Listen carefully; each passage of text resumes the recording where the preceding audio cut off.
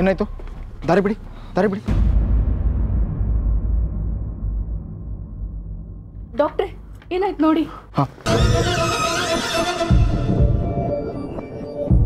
ಎಲ್ಲಿ ದಾರಿ ಬಿಡಿ, ದಾರಿ ಬಿಡಿ. ಏನಾಯ್ತು ಸರ್?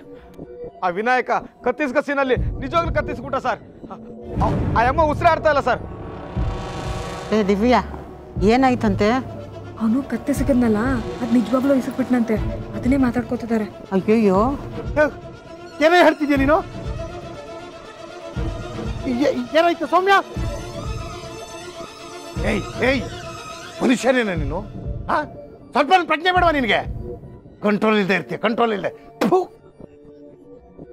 ಸರ್ ಒಂದು ನಿಮಿಷ ಇರಿ.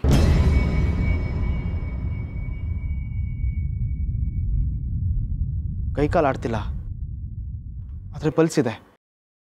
ಇಮಿಡಿಯೇಟಾಗಿ ಹಾಸ್ಪಿಟ್ಲಿಗೆ ಸೇರಿಸ್ಬೇಕು. ಅಜಯ್, ಆಂಬ್ಯುಲೆನ್ಸಿಗೆ ಫೋನ್ ಮಾಡು. ನಮ್ಮ ಗಾಡಿಯಲ್ಲೇ ಕರ್ಕೊಂಡು ಹೋಗೋಣ ಬನ್ನಿ. ಸ್ವಲ್ಪ ಹೆಲ್ಪ್ ಮಾಡಿ ಮಾ. ಎತ್ಕೊಳ್ಳಿ ಬೇಗ.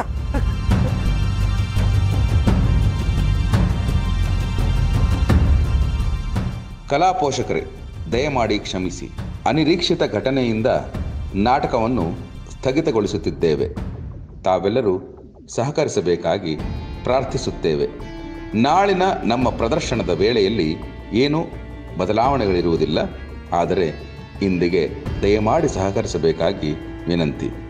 ಸದ್ಯಕ್ಕೆ ನಿಮಗೆ ಎಲ್ಲವೂ ತಿಳಿದಿರುವುದರಿಂದ ಅನ್ಯತಾ ಭಾವಿಸಬೇಡಿ. ಶುಭರಾತ್ರಿ. ಸರ್, ಬಾಡಿನ ಪೋಸ್ಟ್ ಮಾರ್ಟಮ್ಗೆ ಹೇಳಿದ್ದೀನಿ. ಹೌದು ಸರ್, ನಮ್ಮ ಕಣ್ಣು ಮುಂದೆ ಸ್ಟೇಜ್ ಮೇಲೆ ನಾಟಕ ನಡೀತಿರ್ಬೇಕಾದ್ರೆ ಕತ್ತಿ ಸಿಕ್ಕಿದ್ದಾನೆ. ವಿನಾಯಕ್ ಅಂತ ಸರ್. ಹಾಂ ಸರ್, ಪೋಸ್ಟ್ ಮಾರ್ಟಮ್ ಬಂದಮೇಲೆ ಎಲ್ಲ ಕ್ಲಿಯರ್ ಆಗುತ್ತೆ. ಫರ್ದರ್ ಡೆವಲಪ್ಮೆಂಟ್ಸ್ ಬಗ್ಗೆ ನಿಮಗೆ ಮತ್ತೆ ಫೋನ್ ಮಾಡ್ತೀನಿ. Okay sir, thank you sir, thank you.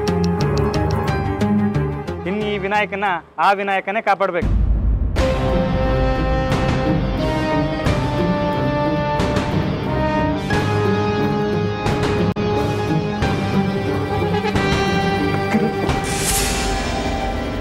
ನಾನು ಸಾಯ್ತಾ ಇದ್ದೀನಿ. ಅಜಯ್, ಅವ್ನು ಅಪ್ಸೆಟ್ ಆಗಿದ್ದಾನೆ, ದುಡುಕ್ಬಿಡ್ತಾನೆ, ಹಿಡ್ಕೋ.